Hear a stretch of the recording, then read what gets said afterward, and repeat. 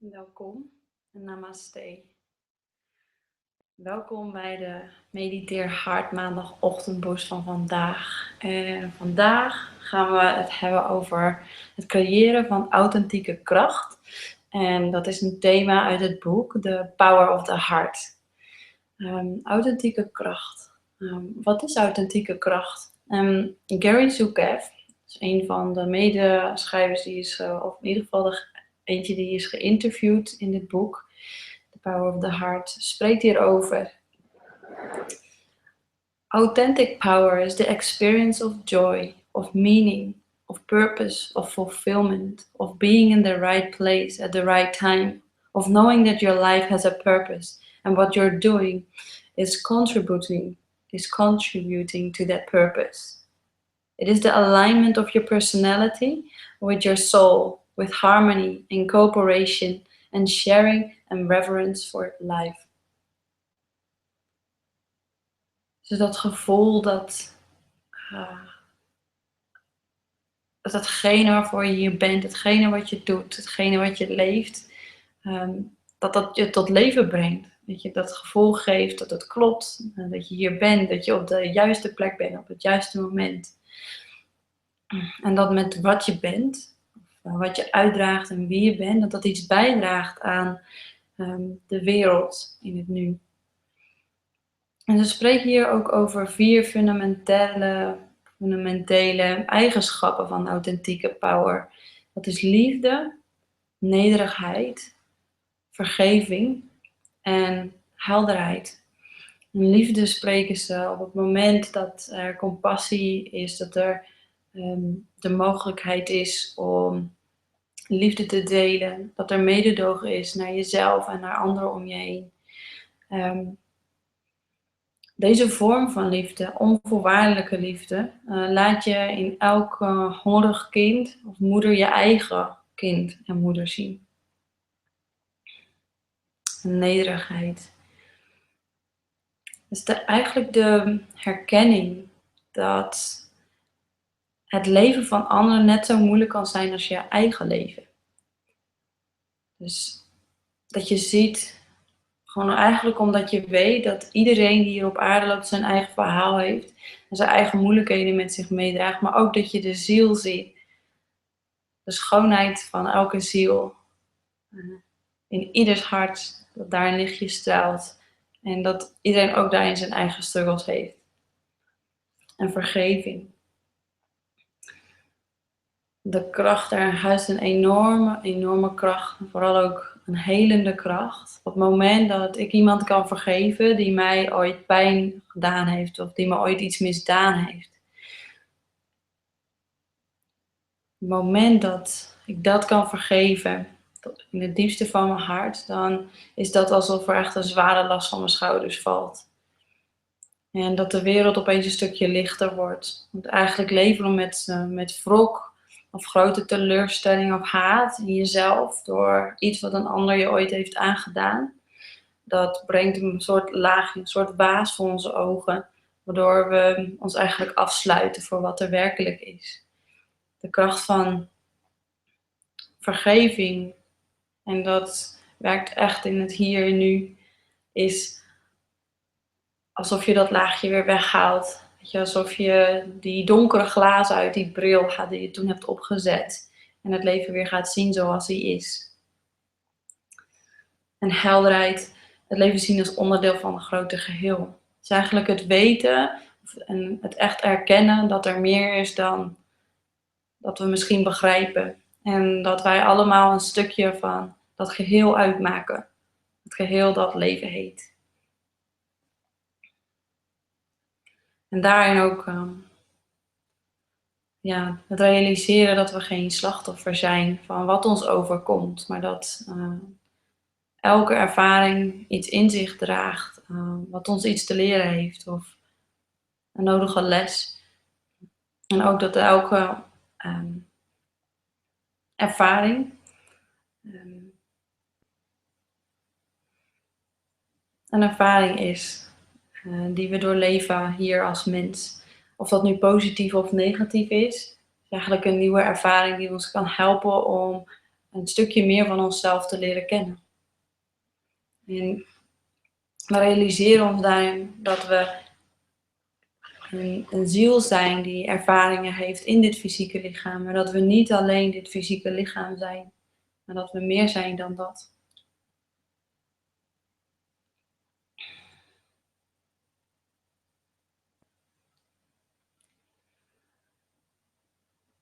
Authentieke kracht, die zuivere kracht, die huist in jou, die levenskracht, dat is er door zelfkennis. Dus door het leren kennen van wie jij bent, het realiseren van wie je werkelijk bent en wie je zelf bent. En het is dus niet een kracht, zoals het heel vaak is geweest, die we vergaren door controle uit te oefenen op onze omgeving of op situaties. En dat is wat we heel veel zien in de oude manier van omgaan. De oude manier van veiligheid zoeken door eigenlijk controle uit te oefenen op de mensen en de situaties die het dichtst bij staan. Dus je ziet een bepaalde vorm van controle nog terugkomen in de manier waarop we met onze partner omgaan, met onze kinderen, met onze geliefden, met ons werk en mensen op ons werk. Je ziet het ook terugkomen wereldwijd in naties. Het gevoel dat we grond moeten beheersen. En dat noemen ze externe kracht. Een externe kracht is gebaseerd op de zintuigen. Wat de zintuigen kunnen zien, horen, ruiken, voelen, aanraken, proeven. Het is de externe wereld. En als het geen authentieke kracht is, dan is dat eigenlijk gewoon een spel van baas boven baas. Power over others is weakness disguises as strength. Dus eigenlijk een kracht die, op die manier is het eigenlijk een zwakte vermomd als een sterkte. Hier heb je nog een mooie quote van Gary Zukav.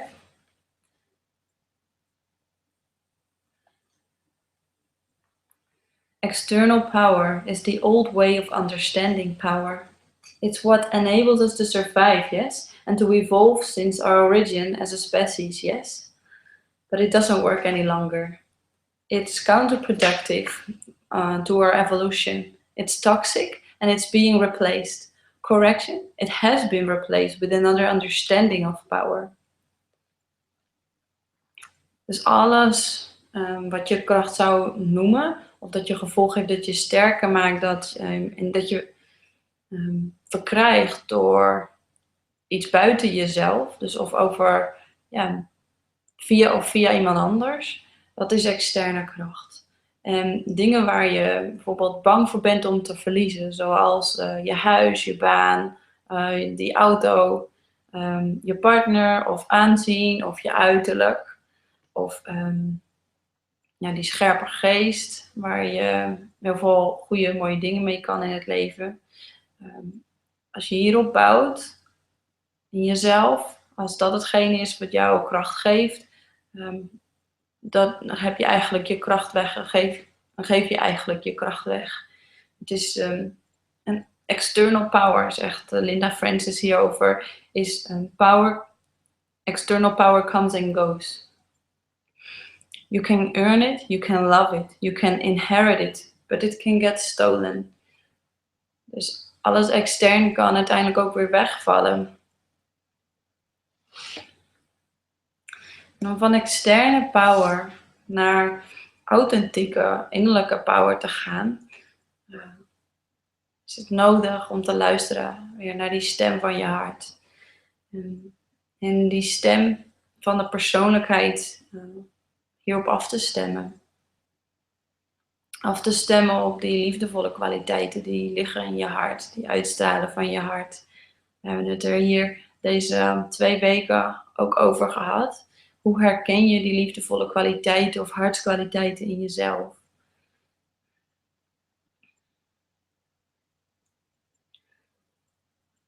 Nou, wat ze allemaal overeen hebben, hartskwaliteiten, innerlijke kwaliteiten, die innerlijke kracht versterken of je daarmee in contact brengen. Dat is de kracht die eigenlijk de zin en het doel van elk moment ziet.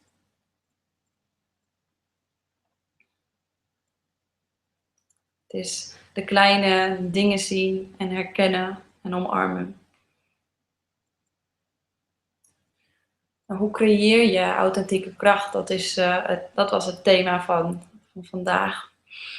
Hoe creëer je authentieke kracht in jezelf? Als je er misschien nu achter komt dat heel veel van hoe goed je je voelt, of hoe blij je voelt, of hoe van waarde je voelt, eigenlijk is gebaseerd op dingen die buiten jezelf liggen. En die dus tijdig kunnen zijn en op elk moment ook kunnen wegvallen. Dus het begint eigenlijk met het leren waarnemen van je eigen emoties. Dus te zien dat wat er geraakt wordt, wat dat je te zeggen heeft. Heel vaak op het moment dat wij door iets of door iemand getriggerd worden en een gevoel geraakt wordt, dan is er direct een reactie en een projectie. Authentieke kracht, je eigen kracht, begint in het moment dat ik kan zijn met wat er geraakt wordt in mij. Kan leren kennen welke gevoelens er in mijn leven en welke emoties. En die taal te leren. Te zien dat elke emotie een heel directe boodschap, een heel direct signaal is van de ziel die tot je spreekt. En elk signaal waarbij je bijvoorbeeld niet goed voelt, dat zegt heel erg veel. Het is eigenlijk een direct signaal van de ziel die zegt: hallo, attention please, aandacht alsjeblieft. Het is een moment waarop we stil kunnen staan. En zo is dat met elke emotie. Dat we eigenlijk weer even teruggeroepen worden naar onszelf, diep van binnen. Maar stil te staan.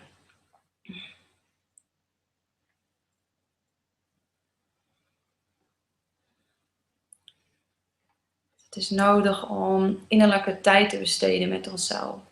Innerlijke tijd waarop we ruimte hebben om weer te voelen. Wat heeft dit me te zeggen? En hoe voelt dit voor mij? In contact te blijven en daar dus eigenlijk je persoonlijkheid weer af te stemmen. Op je hart of op je ziel.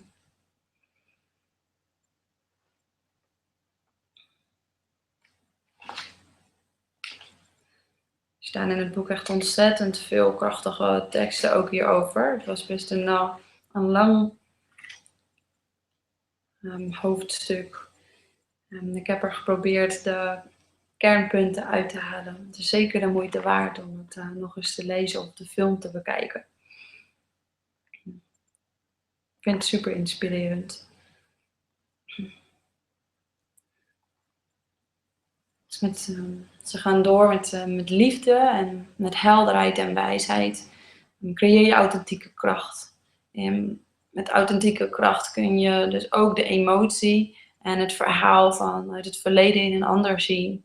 En van daaruit ontspringt direct die mededogen. Zien waar de ander zit. Zien waar ik sta omdat ik het kan voelen. En je oordeelt daarin niet. Dus hierin stemt je persoonlijkheid direct af.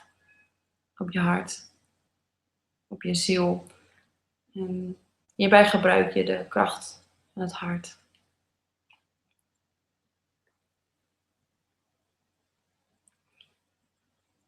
Leer hier al te zien dat alles wat er naar me toe komt een geschenk is. Dat je een levensgeschenk was een nodige les. En daarin accepteer je dat alles niet altijd is zoals ik dacht dat het eruit zou zien. Dus dat het in eerste instantie misschien niet altijd zo'n positieve ervaring lijkt. Vaak komen de lessen, als het kwartje valt, pas later. Of zie je het nut van een ervaring pas later in. Rumi heeft een hele mooie quote. Be grateful for whoever comes, because each has been sent as a guide from beyond. So be grateful for whoever comes, because each has been sent as a guide from beyond. Het is een Soefische poëet. Soefisme, daar worden ze ook wel de mensen van het hart genoemd.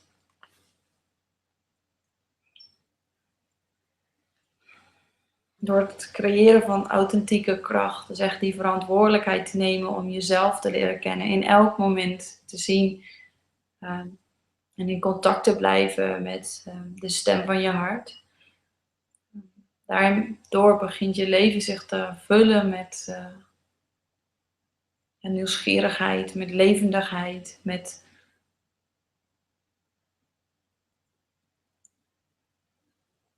betekenis en met zin, met vitaliteit en ook creativiteit.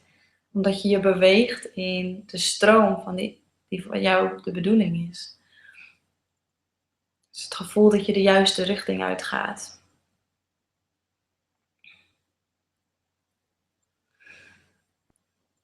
Het besef voor ons dat in elk moment een mogelijkheid ligt om onszelf nog meer te openen en nog meer te openen en te leven met een open hart.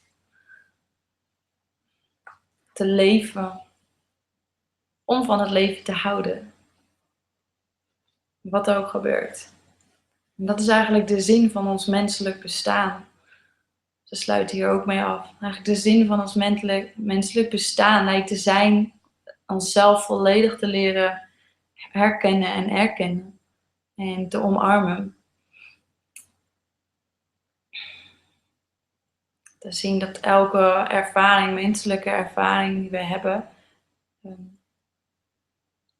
hebben als een spiritueel wezen. En dat dat de reden is. En dat dat authentieke kracht is. Zelfherkenning.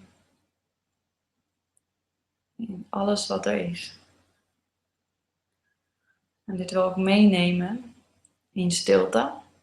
Dus we gaan dit moment voortzetten in de stilte meditatie. Gericht op dat openbaren van jezelf. Dat leren herkennen van wie is het zelf nu? Wat is het hart? En hoe kan ik mijn hart herkennen? En we spraken hier vandaag al over emoties. Er wordt hier een hele mooie contemplatieoefening gegeven.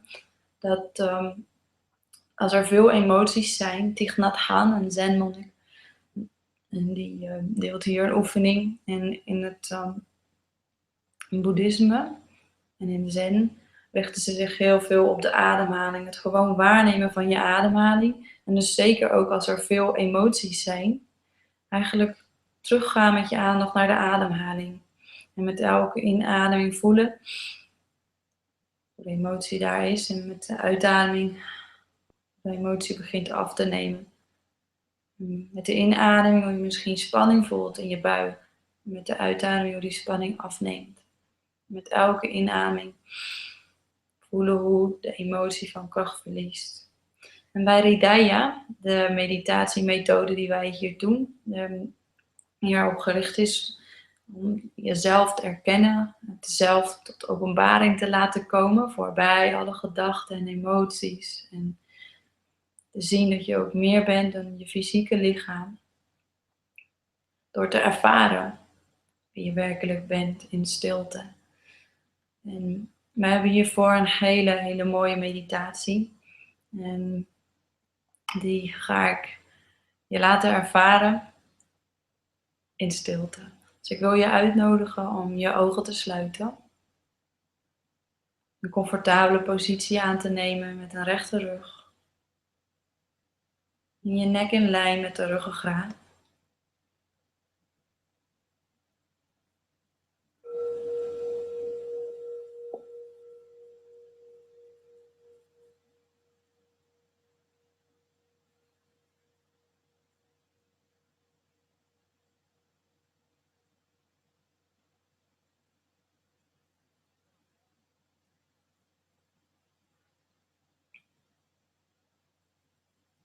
Je lichaam is ontspannen.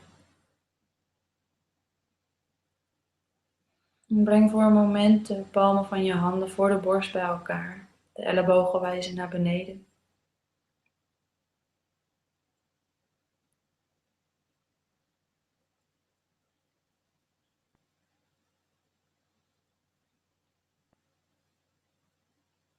De duimen kunnen zachtjes het borstbeen raken. Even een contactmomentje. Waarbij de aandacht direct in het hartcentrum komt. Dus voel je aandacht zakken in de borst.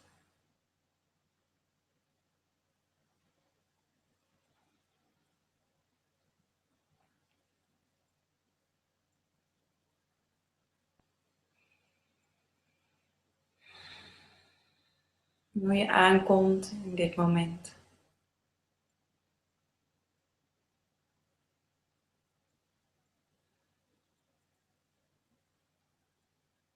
Tot jezelf komen. Maar voelen als thuiskomen. Thuiskomen in je hart. Waar alles dat je altijd gevoeld hebt een plek heeft.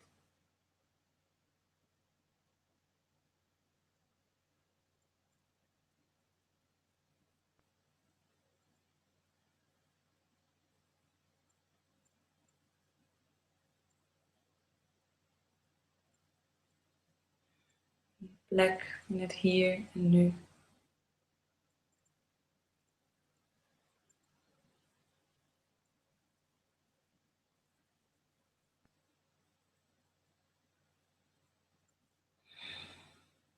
Laat dan de handen weer zachtjes zakken.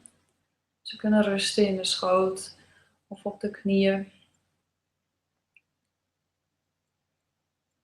Of je op de grond zit, op een kussen, op je knieën of op een stoel. Zorg ervoor dat je kan ontspannen. Dat de houding recht en actief is. Dat we niet inzakken. En volledig kunnen openen in dit moment. Openen naar onze authentieke kracht.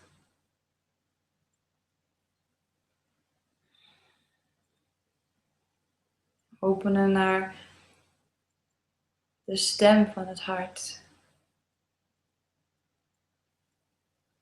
Naar weer te luisteren. Wat ons gevoel ons te zeggen heeft. Gevoel is de taal van het hart. Misschien is het zo dat het heel lang moeilijk voor je geweest is om te voelen. En dat om wat voor reden dan ook het gevoel onderdrukt is in je systeem. Omdat dat opgeklopt is geraakt in je buik, in je lichaam. En dat dit de reden zou kunnen zijn dat er zoveel spanning te ervaren is op dit moment.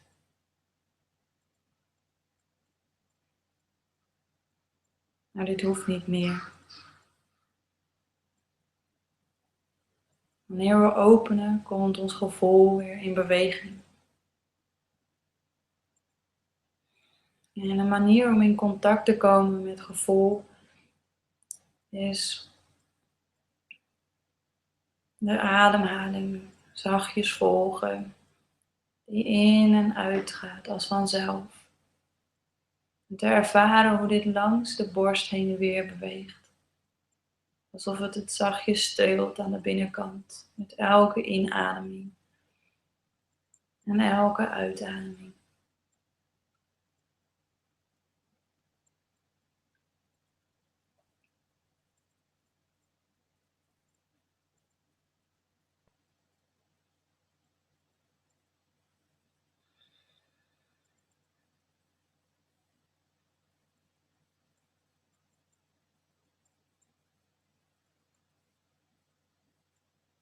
En blijf zo een tijdje de ademhaling waarnemen.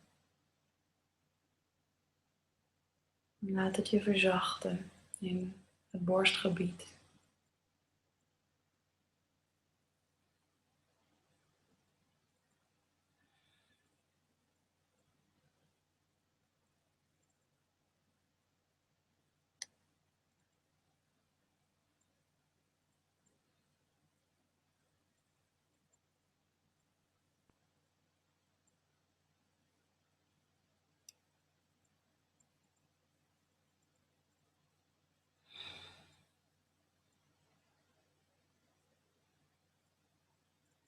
En ervaar dan welke gevoelens hier wellicht worden opgeroepen, gerelateerd aan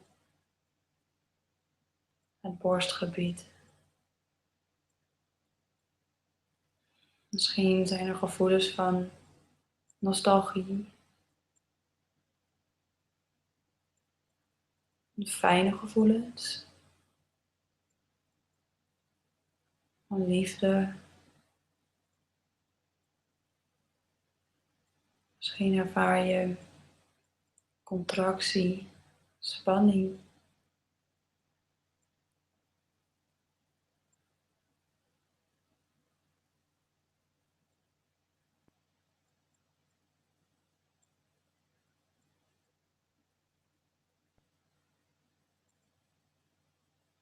Weerstand.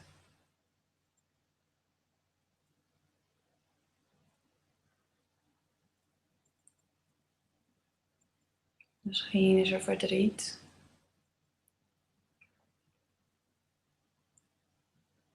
Juist een gevoel van thuiskomen. Een gevoel van herkenning. Van blijdschap, spontaan. Of nieuwsgierigheid of een diep verlangen. En blijf rustig doorademen. Ervaar die streling langs de borst. En de binnenzijde.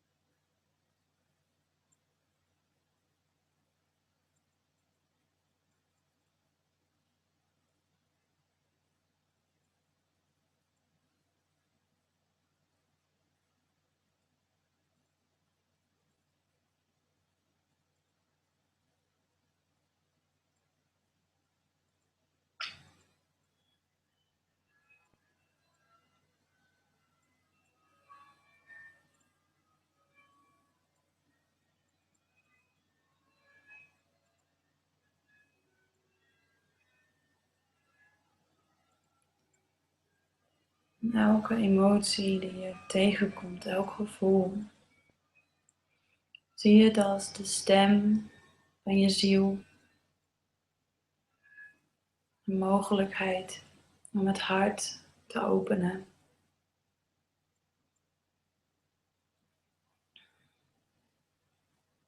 De stem van de ziel die iets probeert te vertellen. Een hele essentiële boodschap voor je heeft. En voel je niks. Maak dan de ademhaling nog dieper, nog intenser. En blijf maar doorademen. Totdat je iets voelt. Totdat je iets ervaart in dit gebied.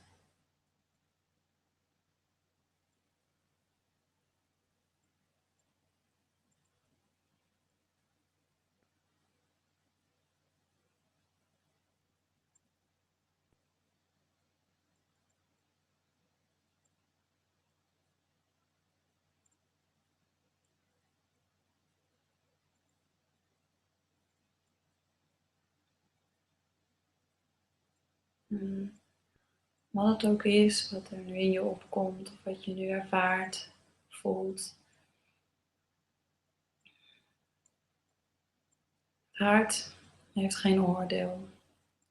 We bekijken alles in die open ruimte van het hart. Waar geen verwachting is. Waar geen verschil is tussen goed of fout.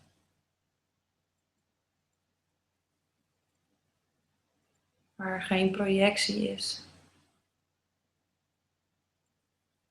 Waar alles liefdevol bekeken wordt.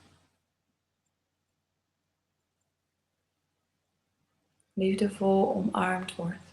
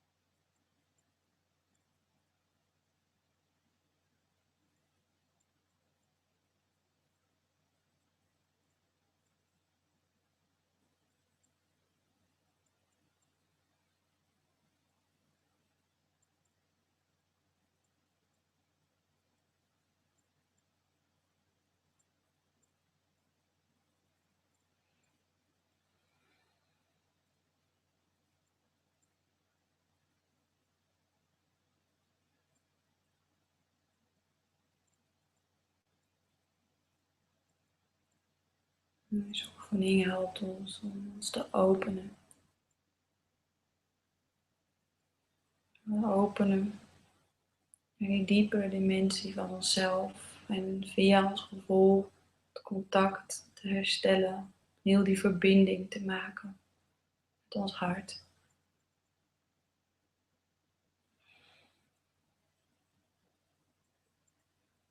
Je kan deze oefening ook in deze meditatie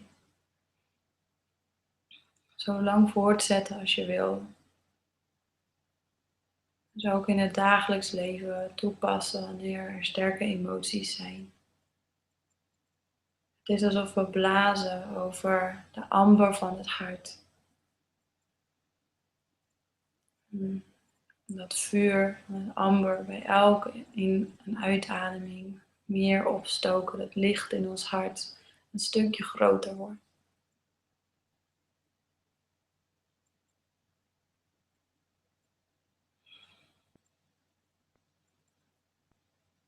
Als je het lastig vindt om te voelen, misschien ben je wel visueel ingesteld en helpt het je om een brandend element, een nasmeulend deeltje te visualiseren in het borstgebied, op de plek van het hartcentrum. En elke keer als je er langs blaast met je adem, dat vuur weer opnieuw wordt aangewakkerd. Een brandend element. Jouw levensvuur die weer tot ontbranding komt, hoe meer we ons kunnen openen. In wat we voelen, in wat er gebeurt, en wie wij zijn.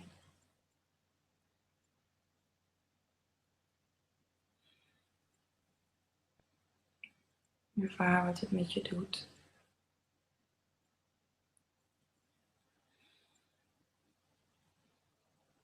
Voel je steeds een beetje dieper gaat. Breng de aandacht naar de pauzes na elke inademing en elke uitademing. En zie hoe het ons vooral bewust maakt van de ruimte tussen elke gedachte. En de stilte die altijd op de achtergrond aanwezig is.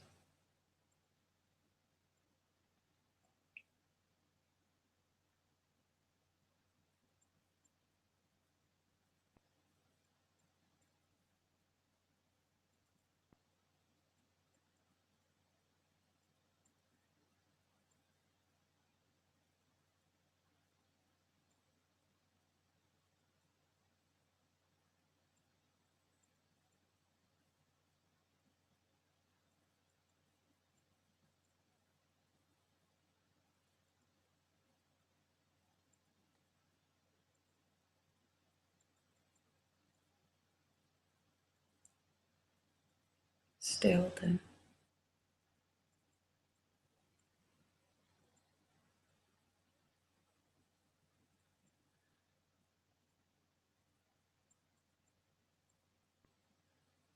Laten we vandaag deze meditatie vanuit deze plek van stilte opdragen en het openen naar ons ware zelf. Voorbij gedachten, fysieke sensaties en zelfs gevoel.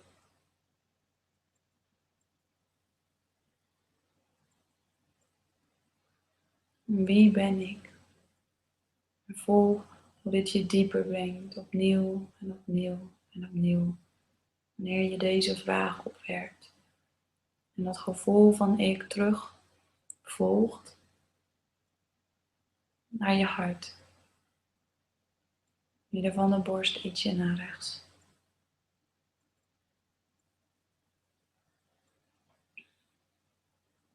We gaan dieper en dieper en dieper.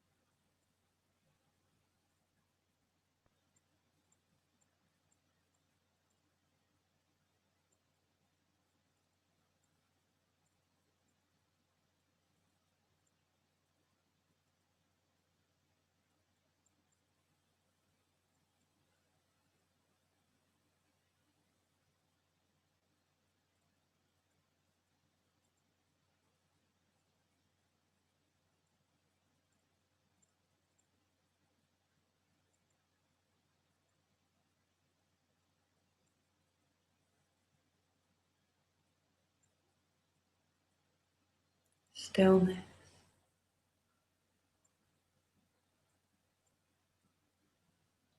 Ik zal ons nogmaals herinneren aan de 3 houdingen die ons kunnen helpen om dieper te komen in meditatie. En om ons te openen in het hart. Hridaya meditatie houdingen.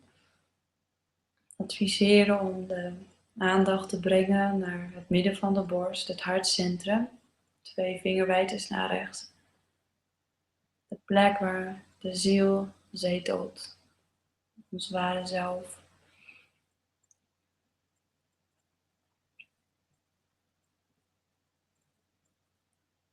En ons gewaar te worden van de pauzes na elke in- en uitademing. Misschien ervaar je ook hoe dit ons dieper brengt. Alsof we ineens in een andere ruimte komen. Een ruimte van stilte en rust. Waarin we kunnen observeren wat er buiten onszelf gebeurt. En die vraag van self-inquiry, zelfonderzoek, wie ben ik? Niet om te bedenken en op te noemen alles wat ik ben, denk te zijn, maar om te voelen die ik in jezelf opnieuw. En vooral als je opmerkt dat je weer wegdwaalt, wegdromen was of misschien afgeleid wordt door dingen om je heen. Wie ben ik? Brengt ons weer terug in het moment. Maakt weer verbinding met onszelf. Waardoor we veel makkelijker kunnen loslaten.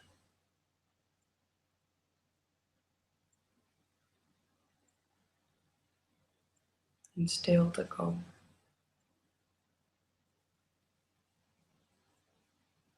Van doen, omschakelen naar zijn. We zetten de meditatie in stilte voort.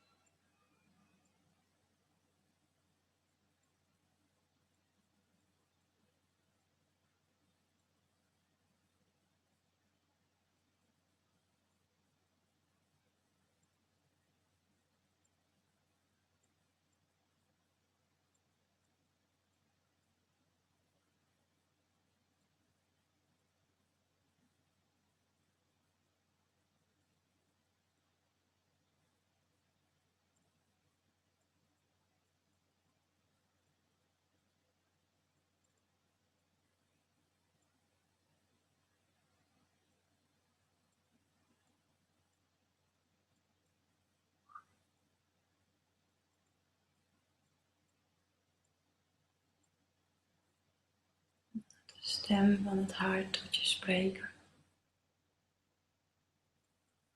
Om het te herkennen, gebruik die mooie oefening, het blazen over de ammen van het hart.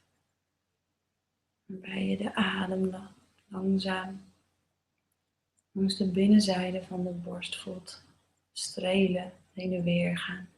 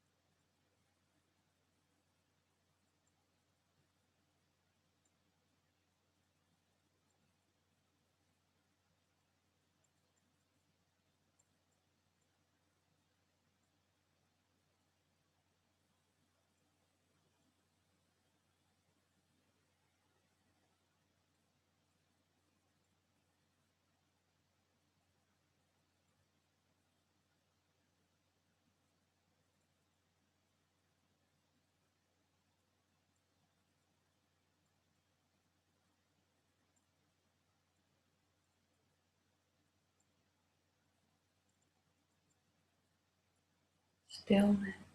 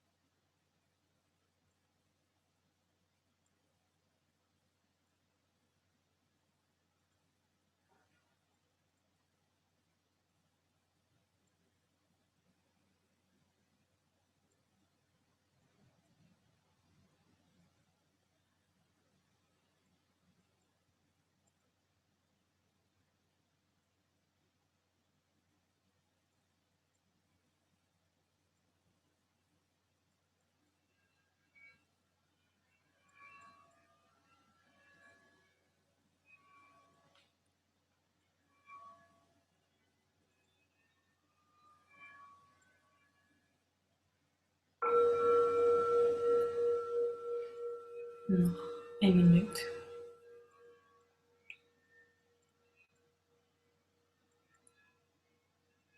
We stemmen onze persoonlijkheid, onze persoonlijke gevoelens af op ons hart.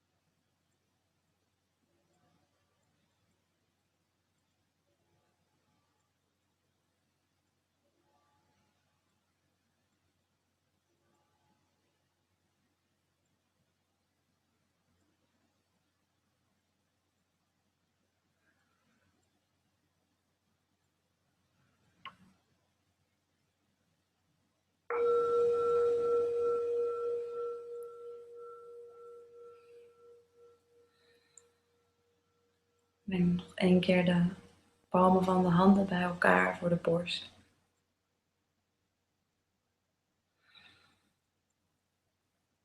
Een moment van dankbaarheid. Dankbaar voor je aanwezigheid. Voor iets waar je nu ontzettend dankbaar voor bent. In dit moment.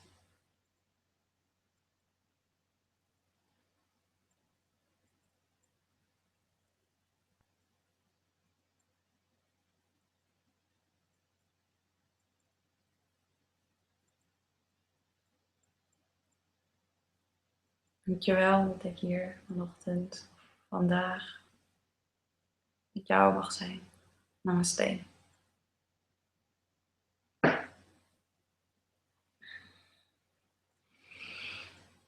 Zo, dit was onze ochtendboost voor deze week. Laat het je inspireren om in je eigen kracht te staan. En die te vinden van binnen. Ik wens je een hele mooie week. En ik zie je graag volgende week weer in stilte.